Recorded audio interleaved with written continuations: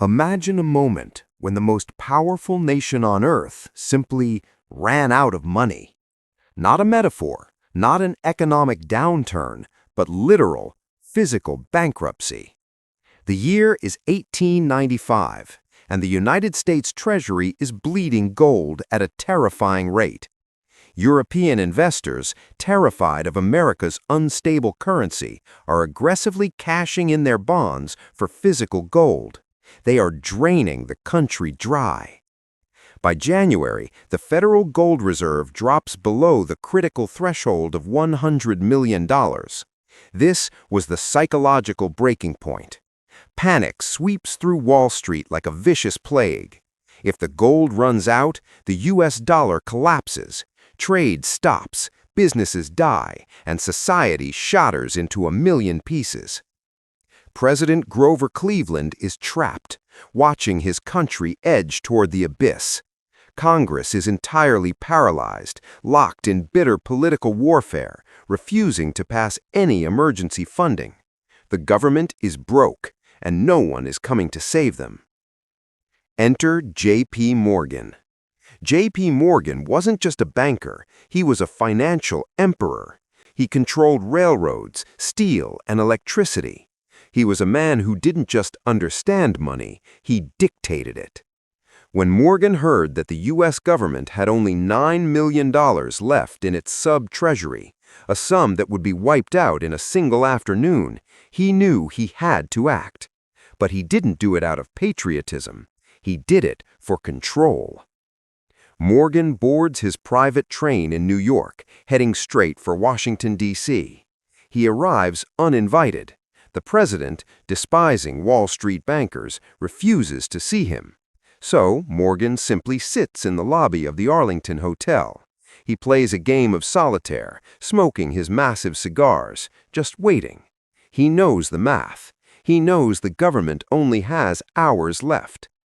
The next morning, the Treasury Secretary bursts into the Oval Office.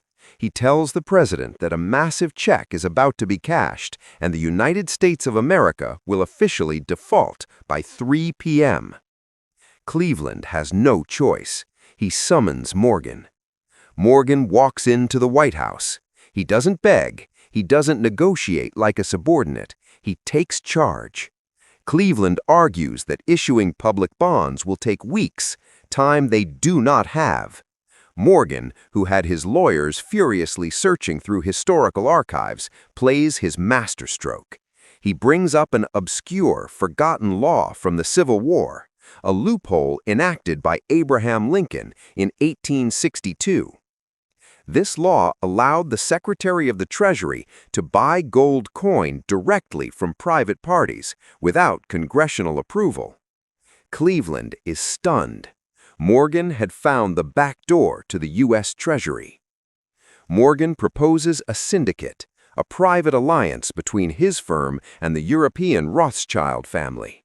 Together, they will personally guarantee the delivery of 3.5 million ounces of physical gold to the United States government. In exchange, they want deeply discounted 30-year government bonds. It was extortion on a national scale, but it was the only lifeline. The president signs the deal. In an instant, a private citizen just bailed out the United States government. The gold ships across the Atlantic. The panic stops. Wall Street breathes. The dollar is saved. But the aftermath is explosive. When the American public finds out that their president handed the country's financial sovereignty over to a syndicate of private elite bankers, there is absolute outrage. Morgan is demonized. He is dragged in front of congressional hearings, accused of manipulating the panic to line his own pockets. And did he? Absolutely. Morgan and the Rothschilds made a fortune off those discounted bonds. But more importantly, Morgan proved that the ultimate power in America did not reside in the White House. It resided on Wall Street. This single event changed history. It terrified the politicians. They realized the government could never again be at the mercy of a single private citizen. This crisis, the Morgan bailout of 1895, planted the seeds for the creation of the Federal Reserve, a central bank designed to do exactly what Morgan did, but under the illusion of government control. J.P. Morgan died a vastly wealthy man, but his true legacy wasn't the money. It was the undeniable truth that in the ultimate game of power, the one holding the gold holds the nation. If you want to understand how the world really works, you have to follow the money. Don't forget to like, share, and subscribe to Nadir Finance History for more incredible money stories.